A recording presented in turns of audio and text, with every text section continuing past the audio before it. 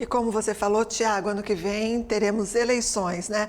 Eleições municipais e o Tribunal Superior Eleitoral já planeja algumas ações. Parece que agora o alvo dos ministros do tribunal é a inteligência artificial. É isso mesmo? É isso mesmo, está gerando repercussão nas redes sociais.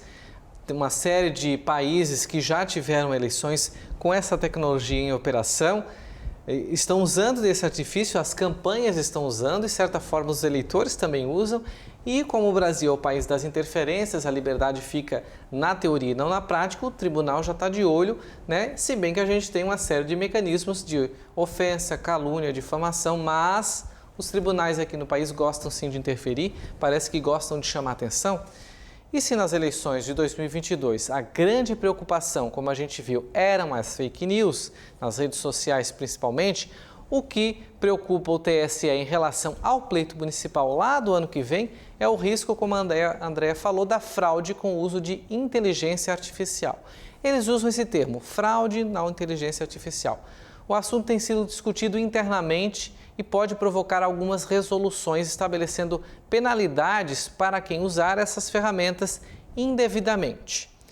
Pelos prazos da Justiça Eleitoral aqui no Brasil, as resoluções valendo para as eleições do ano que vem, 2024, elas têm que ser publicadas até março do ano que vem.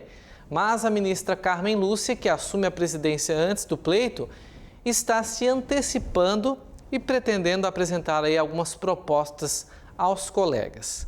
Na Argentina, nas campanhas dessas eleições agora, deste ano, se utilizaram desse recurso, mas nós não temos informações de nada que tenha desabonado a conduta dos candidatos, apenas usando para ilustrar algumas informações, um turbilhão de sinalizando aí algumas metáforas de algumas falas. Por exemplo, o Milei usou motosserra, tinha um símbolo de um leão, né, simbolizando o cabelo dele como uma juba, e aí você coloca essas informações na inteligência artificial e faz peças publicitárias, faz memes na internet.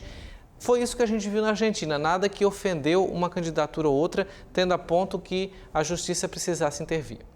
Portanto, ainda a gente não sabe, não fica muito claro para nós qual será essa conduta aqui no Brasil.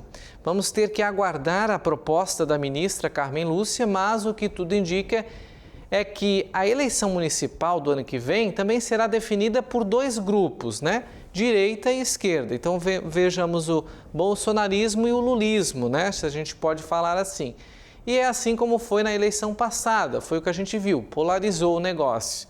Ou seja, a eleição apertada também deve ser e desafiadora, principalmente, sabe para quem? Para os prefeitos. Aí é que mora o problema, porque eles vão ter uma dificuldade gigantesca de conversar com as suas bases eleitorais de qual lado eles são favoráveis, porque o eleitor vai sim, a gente diz que não, mas a gente sabe que vai sim, pensar muito bem nisso. Se o prefeito apoia Lula ou está em consenso, ou na eleição passada apoiou Lula, se eu sou do outro lado, eu já não vou acompanhar e vice-versa. Então é essa grande problemática que quem quer concorrer a um cargo executivo no ano que vem, nas prefeituras, vai ter esse desafio, porque ele pode, ao apoiar um lado, desagradar o outro e assim sucessivamente. Quando a gente tem um país polarizado, uma eleição polarizada, mesmo que o candidato não seja do partido, mas que ele apoie ou que ele se manifeste favorável às ações, por exemplo, atuais do Lula, ou se ele mantenha favorável às ações do passado de Bolsonaro, o eleitorado foge, ele vota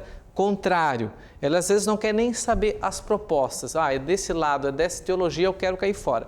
E esse é o grande desafio, tendo em vista ainda essa questão da inteligência artificial, que certamente o Tribunal Superior Eleitoral vai criar algumas resoluções impedindo que use isso, use aquilo, como a gente sabe que funciona aqui no Brasil.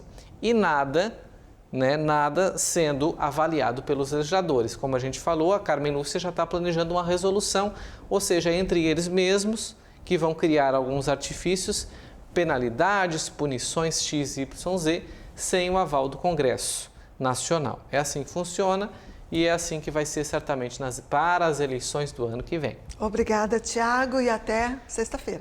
Boa noite, André. Obrigado para você, pela toda a audiência. Sexta-feira a gente volta a atualizar principalmente a sabatina que está ocorrendo agora. Começou cedo pela manhã, uma sabatina dupla, né? O principal foco ali é a nomeação do atual ministro da Justiça, Flávio Dino, que é nomeado pelo presidente Lula para ocupar uma vaga no Tribunal Superior, no STF, Supremo Tribunal Federal, assim como também a nomeação da AGU. A gente vai atualizar aí as informações na sexta-feira.